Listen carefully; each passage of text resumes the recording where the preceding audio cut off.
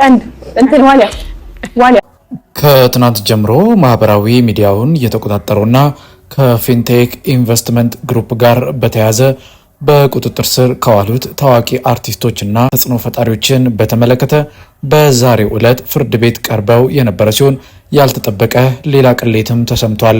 ከዚህ ጋር በተያያዘ በኢቢኤስ ቴሌቪዥን የእሁድን በኢቢኤስ አቅራቢው አርቲስት ዳንኤል ተገኝ ጉዳዩ ከርሩበታል። ያላሰበው አጣብቅኝ ውስጥም የሚያስገባው ጉዳይ ተፈጥሯል። ቀጣይ የዳኒና የኢቢኤስ ዕጣ ፈንታ ምንድን ነው የሚለው በብዙዎች ዘንድ አነጋጋሪ ሆኗል። ሌላኛዋ ፕሮግራም አቅራቢ ሉላ ገዙ ግን ለጥቂት አምልጣለች። ምንድን ነው የሚለው መረጃ ከዛሬው ከፍርድ ቤት ውሎ ጋር በተያያዘ የሰማነውን ጨምረን ፕሮግራሙን ታደምጣላችሁ። በቀጥታ ወደ መረጃው እንሻገር። ቪዲዮን ላይክ፣ ቻናሉን ደግሞ ሰብስክራይብ በማድረግ ቤተሰብ እንድትሆኑ እየጠየቅን ወደ መረጃው። የፊንቴክ ቅሌት ፍርድ ቤት ደርሷል። አርቲስቶቹ በህዝብ ገንዘብ የተገዙ መኪኖችን በነፃ ሲነዱ እንደነበረም ተጋልጧል። ትናንት ረቡዕ ከሰዓት በኋላ በፌዴራል ፖሊስ ቁጥጥር ስር የዋሉት 6ቱ ታዋቂ አርቲስቶችና ቲክቶከሮች ዛሬ ሐሙስ ፍርድ ቤት የቀረቡ ሲሆን የፌዴራል ፖሊስ የወንጀል ምርመራ ቢሮ መንሱር ጀማልን፣ ሰራዊት ፍቅሬን፣ ይገረም ደጀኔን፣ አብርሃም ግዛውን፣ ዳንኤል ተገኝና ወንድም ካሊድን ከቀኑ 9 ሰዓት ላይ በፌዴራል የመጀመሪያ ደረጃ ፍርድ ቤት አራዳ ምድብ አንደኛ ወንጀል ችሎት ቀጠሮ እንግዲህ አቅርቧቸው ነበረ። መርማሪ ፖሊስም ለፍርድ ቤቱ እንዳስረዳው እነዚህ 6 ግለሰቦች ከፊንቴክ ኢንቨስትመንት ጋር በተያያዘ የህዝብን ገንዘብ በመብላትና በህገወጥ የገንዘብ ዝውውር ላይ ቀጥተኛ ተሳትፎ አድርጓል በሚል ወንጀልም ተጠርጥረዋል። ፖሊስ በቀጣይ የምርመራ ስራውን አስፍቶና ጥልቅ መረጃዎችን ሰብስቦ ለማቅረብ ተጨማሪ 14 የምርመራ ቀናትን እንዲፈቀዱለት ችሎቱን ጠይቋል። በሌላ በኩል ደግሞ ተጠርጣሪ ጠበቆች ደንበኞቻቸው የተጠረጠሩበት ወንጀል ዋስትና የማያስከለክል በመሆኑ በዋስ ወጥተው ጉዳያቸውን በውጭ ሆነው እንዲከታተሉ ጠይቀዋል። የግራ ቀኙን ክርክር ያዳመጠው ፍርድ ቤቱም የፖሊስ የምርመራ መዝገብ ነገ አርብ 4 ሰዓት ላይ እንዲቀርብ ትዕዛዝ የሰጠ ሲሆን በዚህም የፍርድ ቤት ውሎና የፖሊስ ምርመራ መሀል የወጣው አዲስና አስደንጋጭ መረጃ ደግሞ የአንዳንዶቹን ተጠርጣሪዎች ጉዳይ ይበልጥ አሳሳቢና አጣብቂኝ ውስጥ እንዲገቡ አድርጓቸዋል። ምንጮች እንዳረጋገጡት ከታሰሩት 6 ሰዎች መካከል መንሱር ጀማል፣ ዳንኤል ተገኝ፣ ወንድም ካሊድና አርቲስት ይገረም ደጀኔ ከፊንቴክ አጭበርባሪ ድርጅት በነፃ የኤሌክትሪክ መኪና ተሰጥቷቸዋል።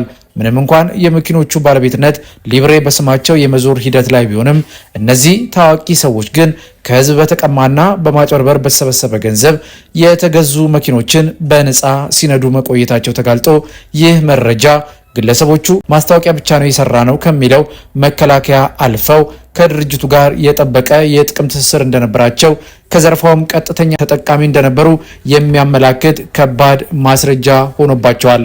የእነዚህ ታዋቂ ሰዎች መታሰርና ፍርድ ቤት መቅረብ መነሻ የሆነው ማክሰኞ ዕለት በፍትህ ሚኒስቴር ደጃፍ ላይ የተሰማው ፊንቴክ ማጭበርበር ሰለባዎች ጩኸትና ሰልፍ ነው። በዚህ መሰረት የፌዴራል ፖሊስ ሜክሲኮ አካባቢ ወደሚገኘው የምርመራ ቢሮ ባስተላለፈው ጥሪ ትናንት ረቡዕ መጀመሪያ ላይ አብርሃም ግዛውና መንሱር ጀማል በመቀጠልም ይገረም፣ ካሊድ፣ ዳንኤልና አንጋፋ አርቲስት ሰራዊት ፍቅሬ በቢሮ ተገኝተው ፖሊስም መደበኛ የስራ ሰዓት ሲጠናቀቅ ምርመራውን መጀመሩና ተጠርጣሪዎቹ ፖሊስ ጣቢያ እንደሚያድሩ አሳውቆ ነበር። ሪዎቹ ጠበቃ ደንበኞቿን ለማነጋገር ብትመጣም ፖሊስ መግባት አይቻልም በማለቱ ቤተሰቦቻቸው ቀለብ ብቻ አቅርበው እንደሄዱ ሰምተናል። ከዚህ ጋር በተያያዘ እንግዲህ ሌላኛው ደግሞ የብዙዎችን ቀልብ የሳበው የኢቢኤስ ቴሌቪዥን ወደም በኢቢኤስ ፕሮግራም አቅራቢዋ ሉላ ገዙ አስቀድሞ የወሰደችው ጥንቃቄ የተሞላበት እርምጃ ነው። ወደም ፕሮግራም በኢቢኤስ በምታዘጋጀውና ተወዳጅነትና ተቀባይነትን ያገኘችው ሉላ ገዙ ከፊንቴክ ኢንቨስትመንት ጋር የነበራትን የማስታወቂያ ስምምነት በገዛ ፍቃዷ ማቋረጧን በይፋ አስታውቃ ነበረ። በወቅቱ በኢንስታግራም ገጿ ላይ ባሰፈረችው መግለጫም ከድርጅቱ ጋር የቢዋይዲ ኤሌክትሪክ መኪናዎች ብራንድ አምባሳደር ሆና ለመስራት ሂደት ጀምራ የነበረ ቢሆንም ከየካቲት 26 ቀን 2017 ዓ.ም ጀምሮ ግን ስምምነቱም ሙሉ ለሙሉ ማቋረጧን አብራርታለች። ሉላ ከድርጅቱ ጋር ምንም አይነት ስራ ለመስራቷና ወደፊትም ድርጅቱን የመወከል ኃላፊነት እንደሌላት በወቅቱ መግለጿ ዛሬ ላይ ድርጅቱ በፈጠረው መጠነ ሰፊ ማጭበርበር ሳቢያ ስሟ በክስ መዝገብ ውስጥ እንዳይካተትና ከህግ ተጠያቂነትም እንድትተርፍ አድርጓታል። እንግዲህ ውድ የሁሉ አዲስ ሚዲያ ቤተሰቦች ከፊንቴክ ግሩፕ ጋር በተያያዘ የክሱ ሂደት እንግዲህ በፍርድ ቤት ተጀምሯል። በነገው ዕለት ደግሞ 14 ቀን ተጨማሪ ቀናትን የጠየቀው ፖሊስ በፍርድ ቤት ፍቃድ የሚያገኝ ከሆነ እንግዲህ እነዚህ ታዋቂ አርቲስቶችና ተጽዕኖ ፈጣሪዎች በማረሚያ ቤት ይቆያሉ ማለት ነው። ከዚህ ጋር ተያይዞ እንዳልናችሁ በመግቢያችን ላይ አርቲስት ዳንኤል ተገኝና ሌሎች 3 አርቲስቶች ደግሞ የተቀበሏቸውን መኪናዎች በመጠቀም ላይ እንደነበሩ ከማስታወቂያ ውጪ ሌላ ምንም አይነት ከድርጅቱ ጋር ግንኙነት የለንም ቢሉም ነገር ግን ከድርጅቱ በህዝብ ተሰበሰበ ገንዘብ የተገዙ መኪኖችን ይነዱ እንደነበረ መረጃ ወጥቶ ብዙዎችን አስደንግጧል። ይህም እንግዲህ የፍርድ ሂደታቸውን ከባድ እንዳያደርገው ተሰክቷል። ብዙዎችም የአርቲስት ዳንኤል አድናቂዎች በተለይ በኢቢኤስ ቴሌቪዥን እሑድን በኢቢኤስ ላይ ያውቁታልና አርቲስት ዳኒ እንግዲህ ቀጣይ በኢቢኤስ ውስጥ ላናየው ይሆን ወይ የሚል ጥያቄንም ሲጠይቁ ተመልክተናል። ነገር ግን እንዳልናችሁ ነው ጉዳዩ በፍርድ ቤት የተያዘ ነው። ተጠርጣሪዎች ናቸው። ገና በፍርድ ቤት የተወሰነ ነገር የለም።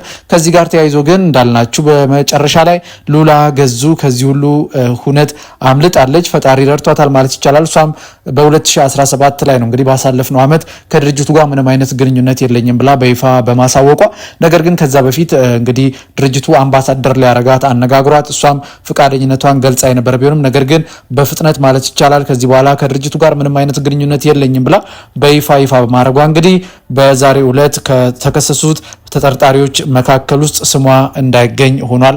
ውድ የሁሉ አዲስ ሚዲያ ቤተሰቦች በዛሬ ፕሮግራማችን ይህንን ጉዳይ ለእናንተ አቀረብን። በፕሮግራማችን ላይ ያላችሁን ማንኛውንም ሀሳብና አስተያየት ልሰጡን ትችላላችሁ። እኛም ደግሞ ብትሰሟቸው ብታውቋቸው ባልናቸው በመዝናኛና ቁም ነገር ነክ መረጃዎች ወደ እናንተ ፕሮግራሞቻችንን ማቅረባችን እንቀጥላለን።